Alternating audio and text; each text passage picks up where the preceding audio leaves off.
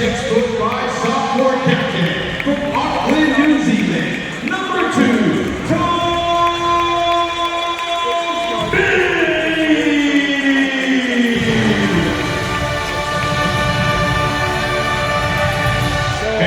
What's up, you guys? How y'all doing? So it's been quite a few days since the last home game between University of Hawaii and their last opponent, which was the Hawaiʻi Pacific University Sharks. And as you're seeing on this graphic here, UH came out the winners 67-63. But I think that game had a little bit of everything. I'm going to get into that in a little bit. But before I do, guys, just remember, subscribe if you think that I'm worth listening to, or if you just want to see some of my other games. I've got a couple of things to discuss about this win. Now, I am very happy that UH came through with this win, but there were quite a few lucky breaks there that UH got that really led them to the win. But before I do that, guys, again, subscribe if you think that I'm worth listening to. Here comes my banner. They win with 15 triples, need to be better inside. And without further delay, let's get into this.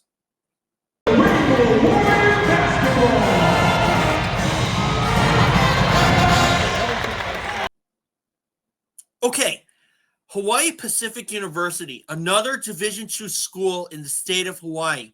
Now, in the past, UH has won their games by double digits over HPU. And after what happened against Life Pacific, a lot of us thought, myself included, that this was a game that the University of Hawaii should win going away. But it was anything but that. It was anything but easy in that game.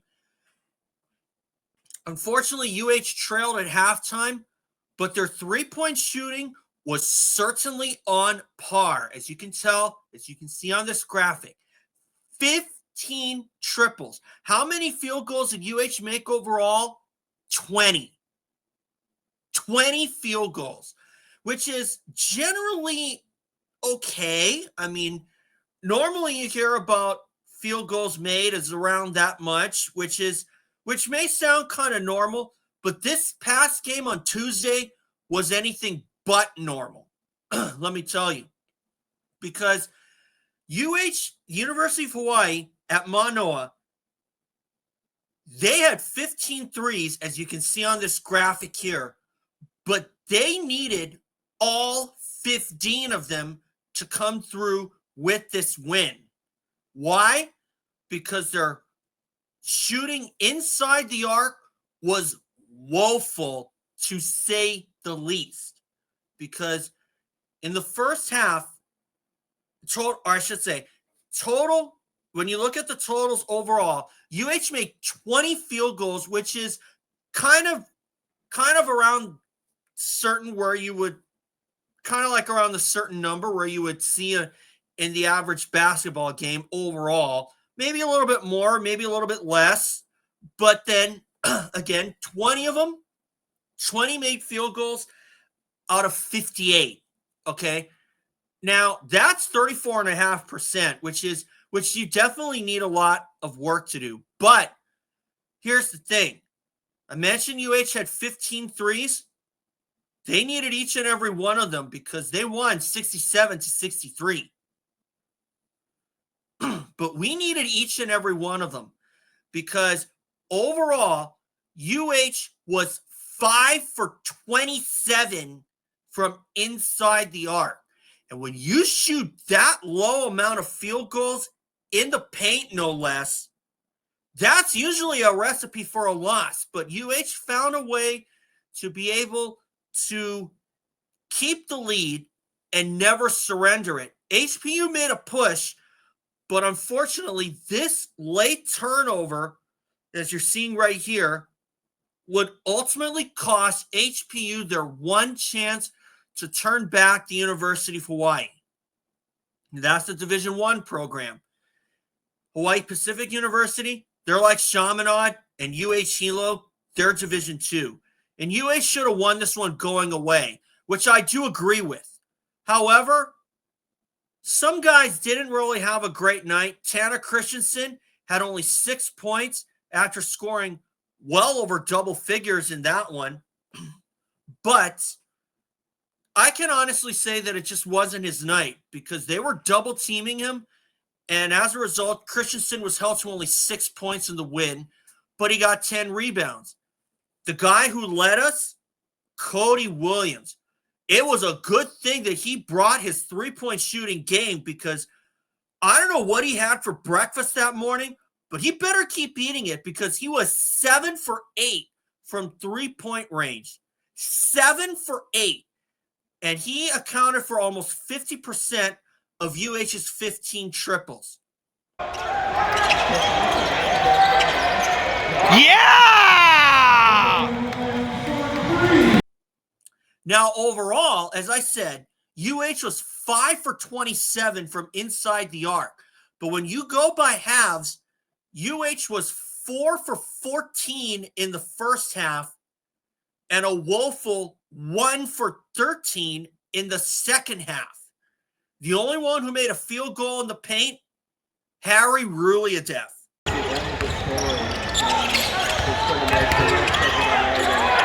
All right!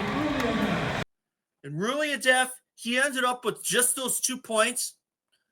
And it was a good thing, too, because I'm gonna be looking for better games for them when they go on the road to go up against future Mountain West opponent Grand Canyon University Lopes. But quite honestly, shooting 5 for 27 from inside the arc, I'm just about convinced that it was just one of those nights. Was this a complete game? Yes and no. I would lean more towards this being an in-between game between complete and just so-so. I don't think that UH played terribly per se. Now, there are some stats there that do nullify things because UH got hammered on points in the paint 30-8, but in terms of bench points, UH won that battle 30-5. And the next guy closest off the bench, who scored the most off the bench, Gytis Nemeikša with 13. And he had 3 of those triples that led UH to the win. Oh, there you go! Now, you can look at it this way as, oh, UH made 15 threes. It was their night. And you could say, sure, it was their night for three-point shooting anyway. But you look at the fact that we were 5 for 27 from inside the arc. That's a stat that's really going to stick with you for quite a while, okay? But then again, University of Hawaii has pulled off some good feats early in the past because in 2018, UH won that game over UC Irvine with only 3 field goals made in the second half. And field goals, or I should say free throws, really saved UH's bacon that time because they had a 7-point lead at the half. And then, wouldn't you know it, UH only makes 3 field goals in the second half, but they must have been very timely, okay, at that time. And I know I talked about this in a prior video. But then again, you could also say 15 threes. It was their night. Or you could say this, 5 for 27 from inside the arc. We got to get better.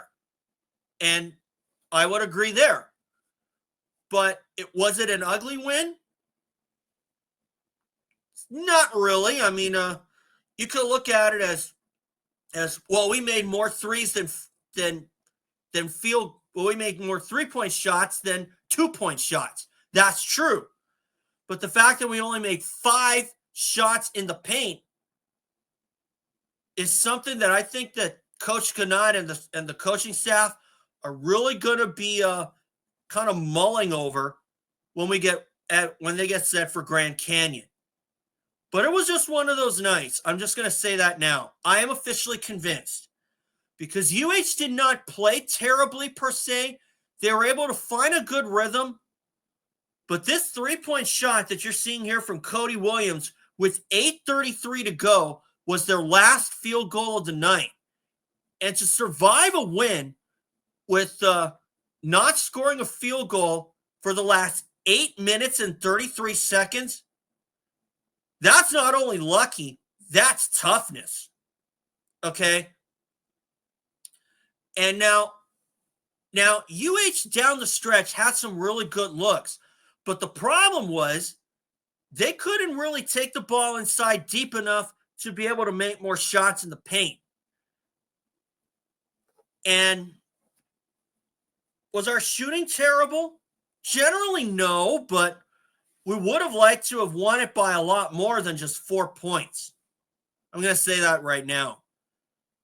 Which is why I would give this game between a B and a B minus. But I would probably go with a B because of the fact we were able to find a way to win and we didn't necessarily crack. Now, obviously, we got to work on... Now, obviously, the team has to work on more field goals in the paint. But fortunately, thank goodness for three-point shooting, because if those three-point shots were just not there, Hawaiʻi Pacific would certainly have won this game going away. And that would have gone down as probably one of the most embarrassing losses of all time. But it turned out to be a win, and that's the main thing.